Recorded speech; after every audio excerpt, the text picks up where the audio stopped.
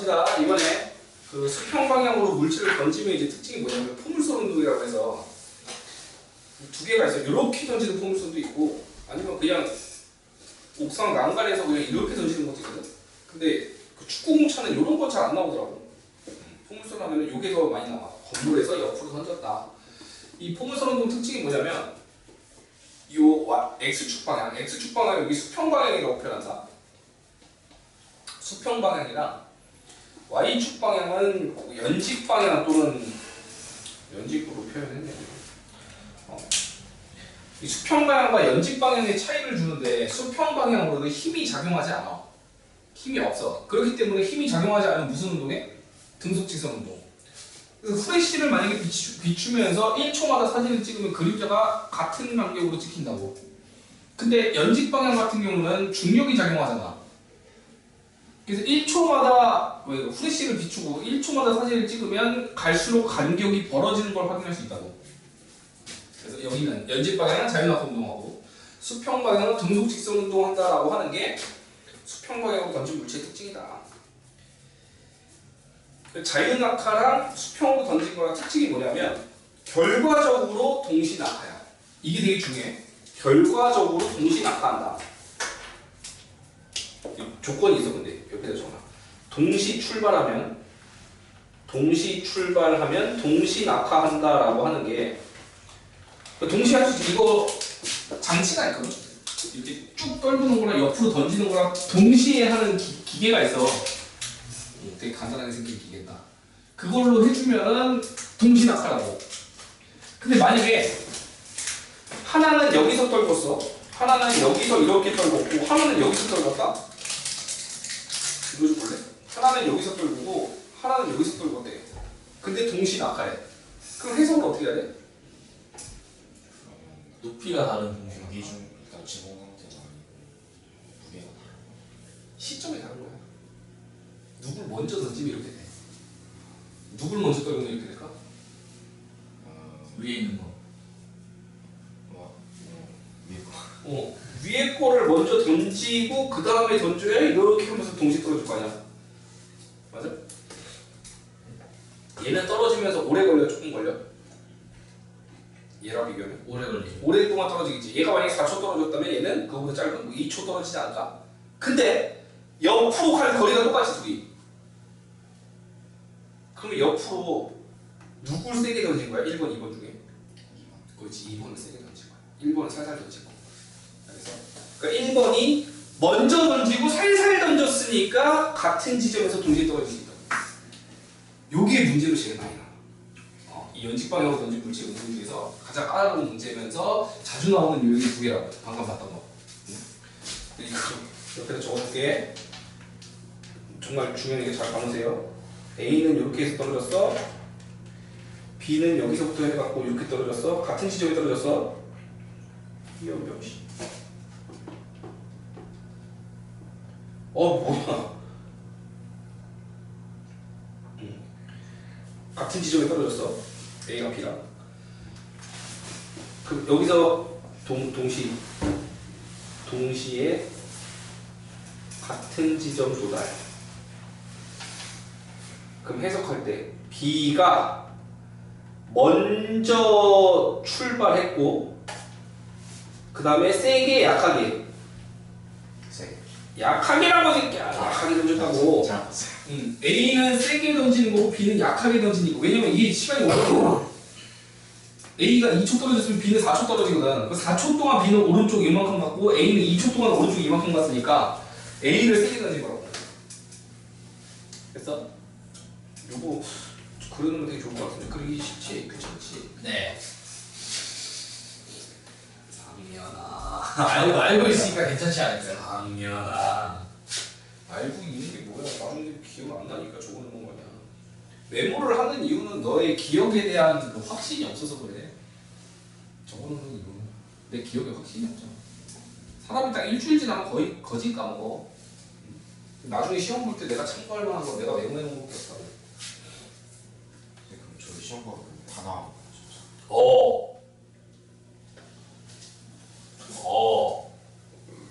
뭐기로 할까? 그게 마지막 거 대학 안 가도 되지 않을까요? 배달 아니면 지금부터 공무원?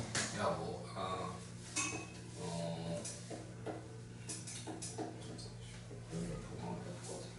쌤, 지금부터 공무원 시험을 준비하고 성인 되자마자 바로 군대 가서 군대에서 튼튼히 이제 공부하다가 군대 딱 나오자마자 공무원 시험 해갖고 합격하면 이제 안정적인 직장을 얻을 수 있지 않을까요?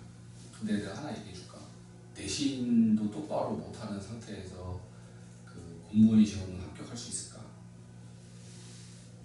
그 공무원 시험 같은 경우는 일종의 선수들의 싸움이거든. 그때 그 동네에 이제 수영장 다니던 애가 갑자기 올림픽 나간다는 느낌이 있거든.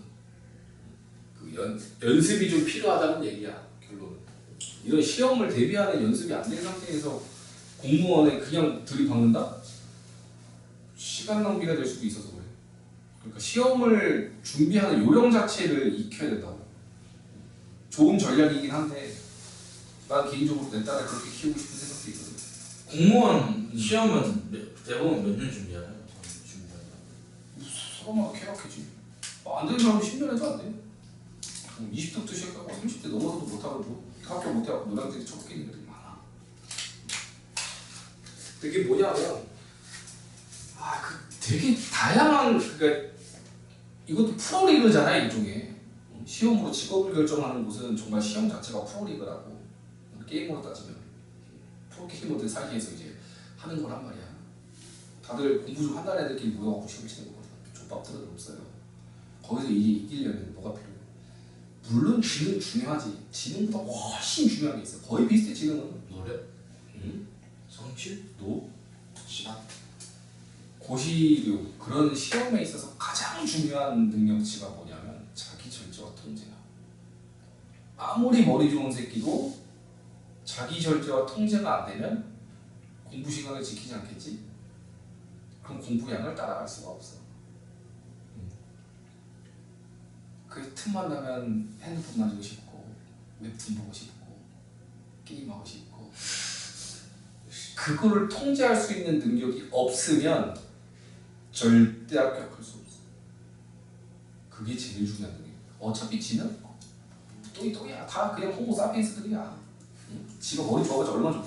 이미 머리가 존나 좋으면 이미 의상 다 빠졌어요. 그럼 이제 어느 정도 그 비슷한 애들끼리 경쟁을 한단 말이에요. 그래서 제일 중요한 능력보다 자기 절제와 통제. 선생님, 의대 열풍이 부는 것도 한돈 많이 주니까 진짜. 그럼. 했다. 뭘 해도. 그 내가 말한 거는 있지 마. 자기 절제와 통제에 대한 중요성. 지금부터 길러야 될 개인이야 임마.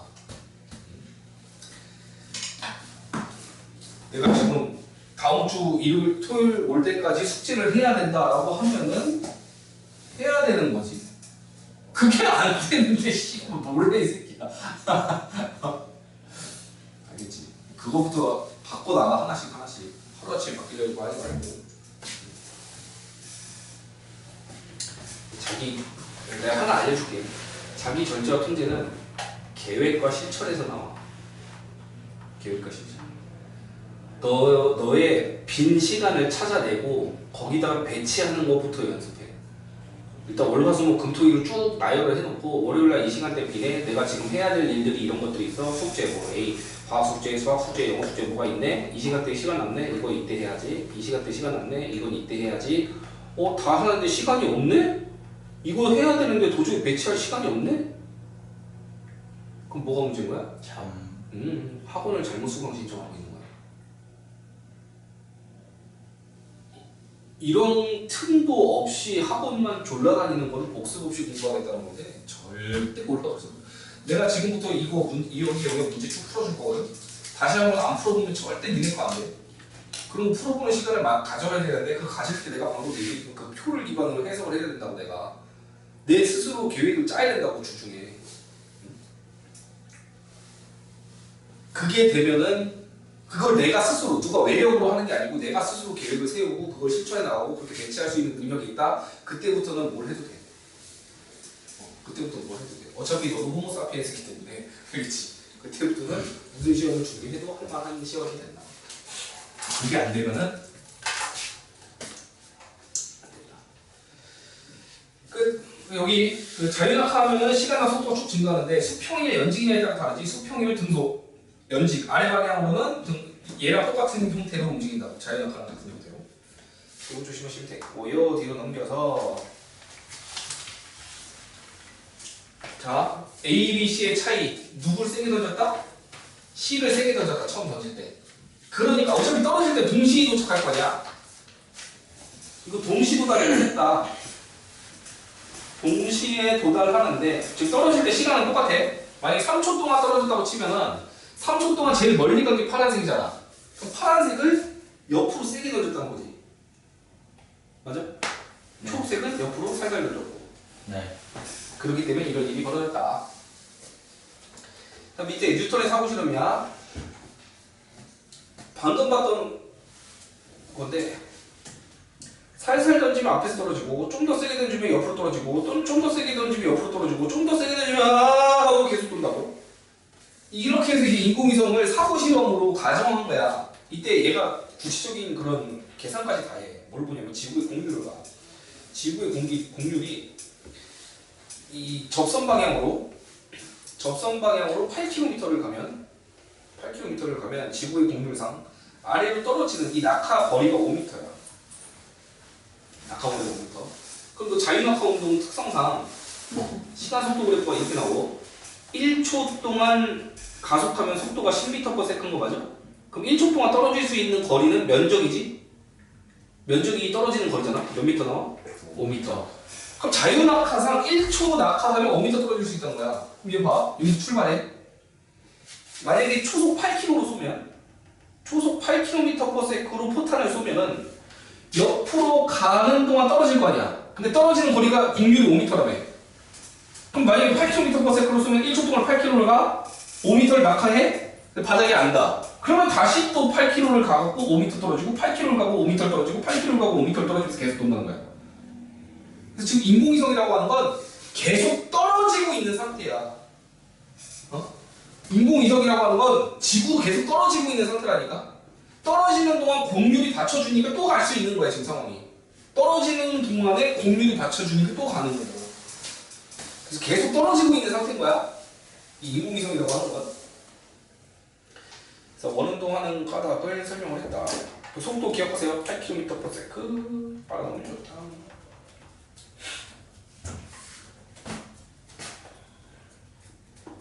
여기 나왔다. 공률 8km당 5m 떨어지기 때문에 초당 8km를 던지면 계속 떨어지면서 도달할 수 있다. 됐죠? 뒤 문제를 풀어보는데 문제를 이걸 풀어야 되구나. 쌤, 근데 인공위성이 그러면 165까지만 풀어. 그럼 초속 8